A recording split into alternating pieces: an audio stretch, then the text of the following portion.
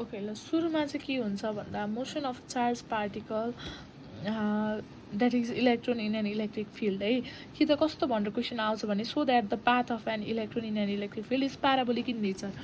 यो चाहिँ यसरी हेरेर बुझौँ कस्तो हुन्छ भने यहाँनिर प्लस चार्ज राखेको हुन्छ, यहाँनिर माइनस चार्ज राखेको हुन्छ। प्लस माइनस हुने बित्तिकै यहाँ एउटा फिल्ड सेटअप भयो।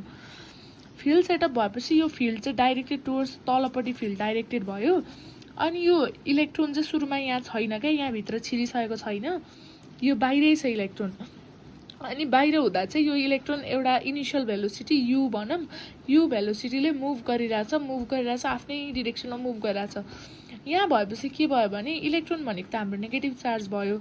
नेगेटिभ चार्ज चाहिँ पोजिटिभ चार्जतिर एट्र्याक्ट भयो कि एट्र्याक्ट भएपछि यसले एउटा यस्तो यस्तो यस्तो यस्तो यस्तो यस्तो खालको मोसन सो गर्न थाल्यो। अब हामीलाई प्रुभ गर्नु चाहिँ यसको पाथ प्याराबोलिक छ। देखेर त थाहा भइहाल्यो यो प्याराबोलिक खालको नेचरको हुन्छ। यो गयो, हामीलाई यो पोइन्टमा हेर्दैछौँ। अनि यो चाहिँ कस्तो हुन्छ भने यहाँ पुगेर चाहिँ यो फेरि आफ्नै भेलोसिटीमा हिँड्न थाल्छ कि सिधा हिँड्यो। यहाँदेखि यहाँ चाहिँ कस्तो कस्तो यस्तो बाङ्गेर हिँड्दै थियो, यहाँ फेरि सिधा गयो।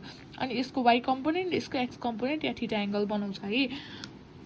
अब के हुन्छ भने let us consider an electron having charge E. एउटा इलेक्ट्रोन छ चार्ज ई भएको, अनि mass M moving with velocity U. Initial velocity एउटा यु भेलोसिटीले हिँडिरहेछ सुरुमा फिल्ड इन्टर गर्नुभन्दा अगाडि। Enters midway between two parallel plate as shown in the figure. अब यो दुइटाको बिचबाट यो इलेक्ट्रोन चाहिँ हिँड्न थाल्यो। The upper plate is connected to the positive and lower plate is connected to the negative terminal of the battery. ट्याक्कै भनेको छ upper plate positive terminal, lower plate negative terminal of the battery. अब if V be the potential difference between two plate, अब यो बिचको potential difference चाहिँ battery V potential difference छ भने, and D be the distance between the plates. D चाहिँ distance between the plate है, यी दुई बिचको डिस्टेन्स चाहिँ डी भयो भने देन इलेक्ट्रिक फिल्ड इन्टेन्सिटी।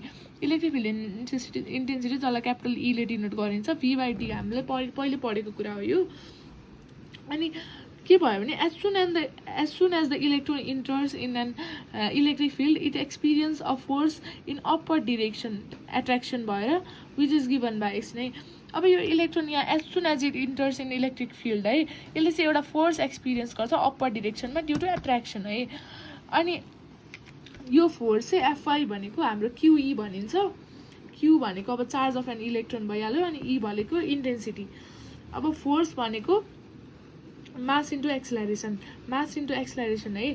अब कसरी बुझौँ भने यो फोर्स त अप्पर डिरेक्सनमा लागेको छ नि त, त्यही भएर एफआई भयो, ई भयो, अनि मास अनि एक्सलरेसन वाईको, अनि ई भयो।